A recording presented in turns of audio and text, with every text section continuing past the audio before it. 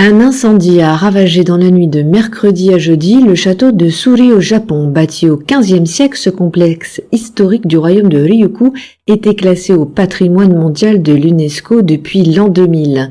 L'édifice avait été reconstruit après la Seconde Guerre mondiale suite aux bombardements américains à partir de photographies et de plans anciens. Situé sur une colline surplombant Naha, le château était le symbole de la région d'Okinawa. 600 ans d'histoire sont partis en fumée, les principaux bâtiments ont été entièrement brûlés. Une trentaine de camions de secours et une centaine de pompiers étaient sur place cette nuit pour éteindre le feu, qui a ravagé pas moins de 4800 mètres carrés de l'ensemble architectural. Hey, salut à tous, alors on se retrouve aujourd'hui, on est le mardi 21 mai et c'est mon dernier jour au Japon, avant-dernier jour, mais je pars demain matin à 8h.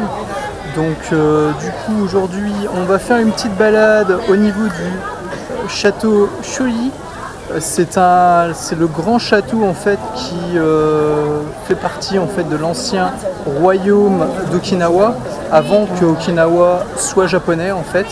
Donc on va aller visiter ça puisque aujourd'hui comme vous le voyez il fait super beau, il fait également très chaud.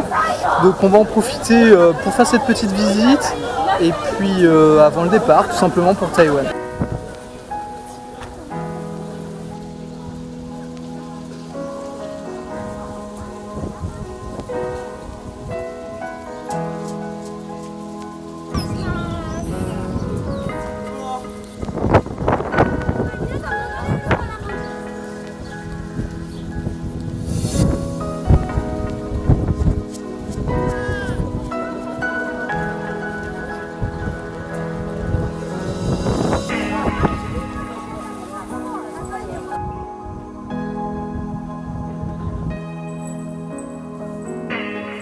Le château Shuri en fait c'est un château qui appartenait à l'ancien royaume Ryukyu qui était le royaume qui gouvernait autrefois Okinawa avant que ça ne fasse partie en fait du Japon, que ça soit annexé par les Japonais. Il faut savoir aussi que ce château a été détruit lors de la bataille d'Okinawa pendant la Seconde Guerre mondiale en 1945 et il a été restauré plusieurs années plus tard. Je crois que la restauration finale a été faite en 1972. Aujourd'hui il est fini, il reste juste quelques parties et quelques éléments particuliers qui sont encore en cours, mais sinon globalement c'est fini. Apparemment le château reste très très bien, donc on va aller visiter ça et puis voilà, j'espère que ça vaudra le détour. Il faut savoir que le prix de l'entrée pour un adulte c'est 820 yens, ce qui fait à peu près 7 € je dirais.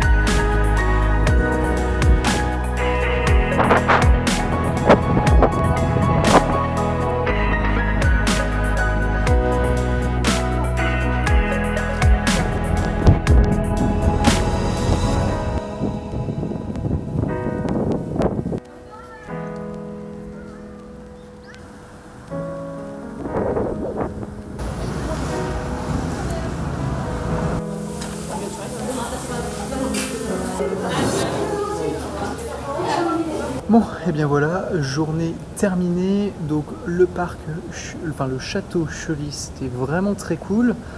J'ai pu faire des belles photos. Enfin, en tout cas, c'était intéressant. Il y a également beaucoup de parcs aux alentours, donc ça peut être très intéressant à faire.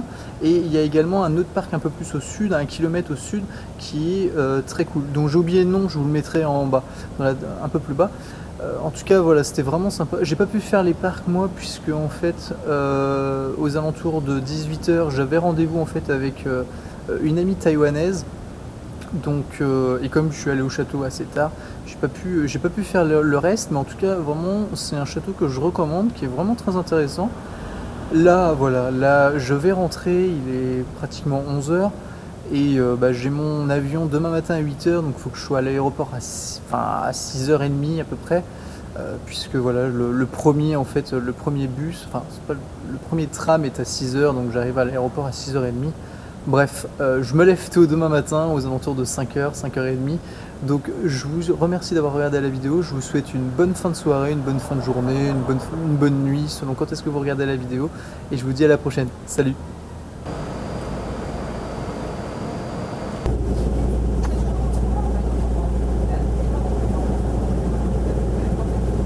Hey, salut à tous! On est le mercredi 22 mai et on se retrouve à Taipei, à Taïwan. Et oui, ça y est, je suis enfin arrivé à Taïwan, donc une nouvelle aventure commence. Je dois dire que j'ai dormi à peine 4 heures cette nuit, mais je suis tout excité. C'est vraiment, vraiment cool en fait d'être ici, de découvrir cette nouvelle ville, etc. Et ça me fait la même impression que la première fois que je suis allé au Japon il y a 4 ans, où j'étais complètement perdu, je connaissais rien, et là ça me fait exactement pareil. J'ai encore un peu des habitudes de japonais qui reviennent, j'ai tendance à dire merci en japonais, ce genre de choses. Je fasse attention, mais en tout cas ça va être vraiment fun, on va vraiment s'éclater ici je pense, et j'ai hâte de découvrir tout ça. Aussi, je l'ai pas dit, mais voilà, je fais du working holiday et j'ai comme objectif c'est de réussir à être capable de parler un minimum d'ici 6 mois en mandarin ou taïwanais pour être précis dans mon cas ici. Donc j'espère voilà, réussir à avoir un niveau assez proche de mon niveau de japonais actuel dans 6 mois voire 1 an. Non. Donc on va essayer voilà, de bien étudier à fond. C'est vraiment chaud, j'ai déjà commencé un petit peu, mais la prononciation et tout ça c'est tendu. Hein. Mais bon, ça va être marrant, on va essayer ça. Et puis de toute façon, voilà, je suis là pour 1 an, je suis en plein milieu de, voilà, je suis baigné dans cette culture et dans cette langue. Donc ça sera plus facile aussi pour apprendre. Et puis voilà, il suffit de s'y mettre et de s'y donner à fond, donc on verra ce que ça donne. En tout cas, je suis vraiment très impatient de découvrir la ville.